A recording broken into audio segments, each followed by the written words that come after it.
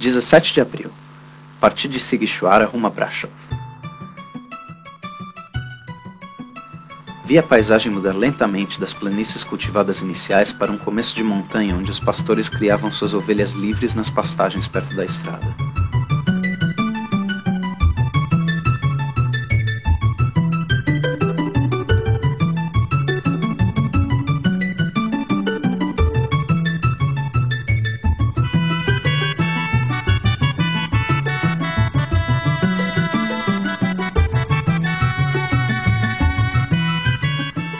Brevemente, atravessamos as montanhas recobertas pela mata densa que ainda não percebera a primavera.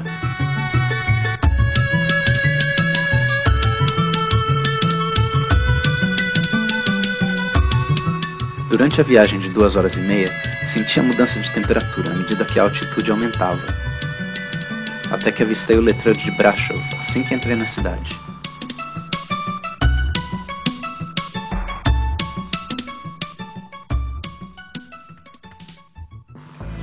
A primeira coisa que vi em Brasov foi a imponente Igreja Negra.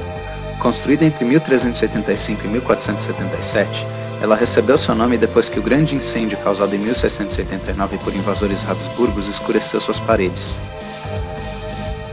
A igreja ficava ao lado da Piața Sfatului, a Praça do Conselho, o centro principal da cidade.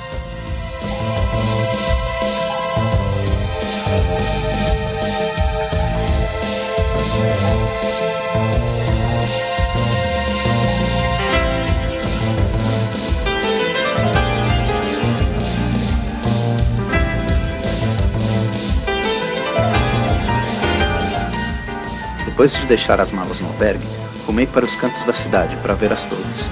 Construída em um vale, Brasov tinha mais espaço do que Sighisoara e pudera construir torres separadas das muralhas, que ainda deteriam os invasores caso as torres caíssem.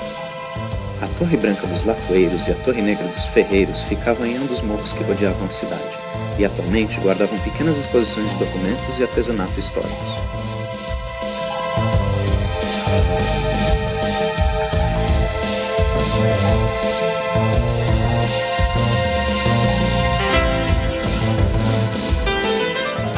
Outra imponente fortificação em um pequeno morro vizinho era a cidadela de Brasov.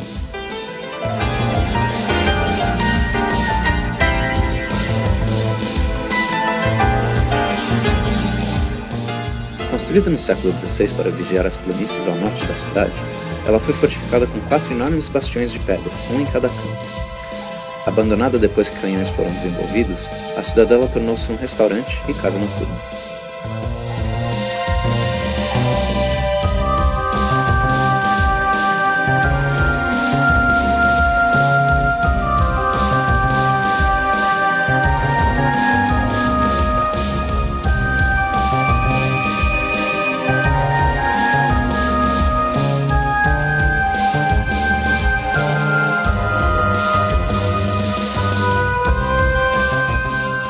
Atualmente, a fortificação mostrava sinais de desgaste, contando a história de uma batalha diferente. A cidade aguentara invasões turcas e habsburgas, mas era a modernidade, formada por apartamentos residenciais caros e vistosos, que já conquistara os morros em volta de Brasov e ameaçava suas muralhas e fortificações, ruindo vítimas da negligência governamental.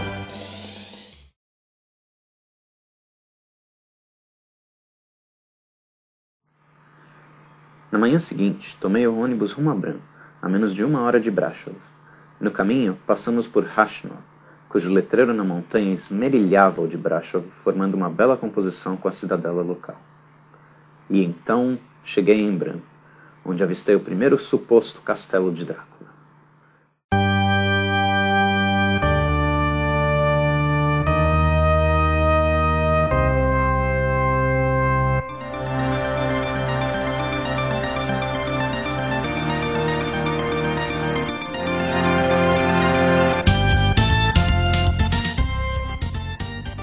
A cidade era uma passarela entre as montanhas, repleta de artesanato local e incentivos ao turismo.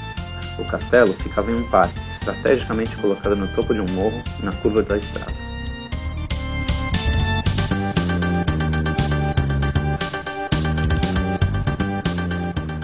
Um preço modesto, porém salgado para padrões romenos, garante o acesso e o áudio explicando a história desse intrincado labirinto de salas e torres, construído em 5 andares rodeando um pequeno pátio central.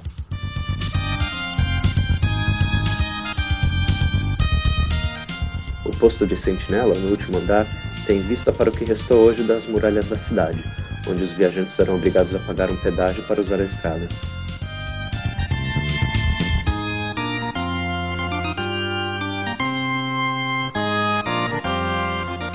Surpreendentemente, o interior do castelo de Bran contava pouco da história de Drácula.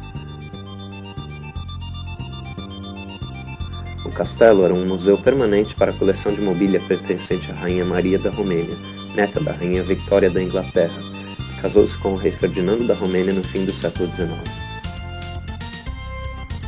Maria teve importância histórica para a Romênia, atuando como enfermeira de guerra durante a Primeira Guerra Mundial e patrocinando as artes locais.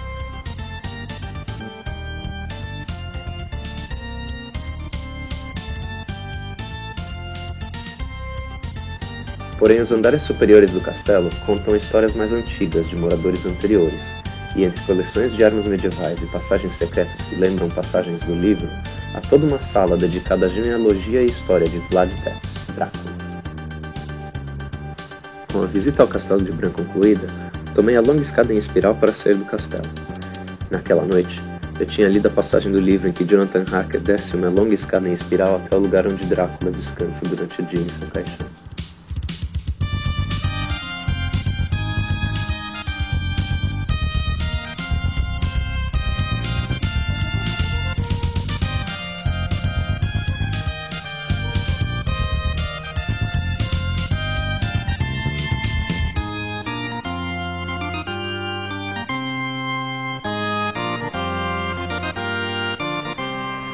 Bran, na verdade, não foi o verdadeiro castelo do Vlad Tepes. Ele passou por aqui, pela cidade de Bran, em várias excursões para punir os comerciantes germanos de Brasov, que se recusavam a obedecer às leis dele relacionadas a comércio na Valaquia. Só que ele governava a partir de Targoviste, que é uma cidade que fica um pouco mais ao sul. Eu soube por alguns documentos que ele, além dele governar em Targoviste, ele tinha um outro palácio chamado Poenar, que fica perto da cidade de Curtia de Arges, um pouco mais ao oeste. Eu vou tentar chegar lá também. Que eu sei, em 1462, o Vlad caiu em desgraça e foi aprisionado pelo imperador da região, Matias Corvinus, aqui no castelo de Bran. Só que ele só passou 2 meses aqui antes de ser levado para uma outra prisão em outro lugar. E basicamente foi essa a experiência dele em Bran. Mas então por que Bran é considerado o castelo do Drácula? Eu acho que tem um pouco a ver com a descrição fictícia do Bram Stoker. O escritor tinha falado de um castelo que ficava no alto de um penhasco, perto de um rio e na divisa entre 3 regiões. Aqui a gente está entre a Transilvânia, a Valaquia e a Moldávia. O Bram Stoker tinha falado de um castelo que ficava entre a Transilvânia, a Moldávia e Bucovina, que fica um pouco mais ao norte.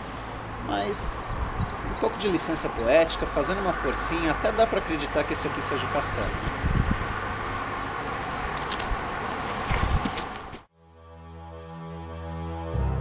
Na volta para Brasov, os picos nevados no horizonte lembravam da viagem na qual eu embarcaria no dia seguinte, atravessando para além dos Cárpatos, saindo da Transilvânia e entrando finalmente na Valaquia, o verdadeiro território de Vlad.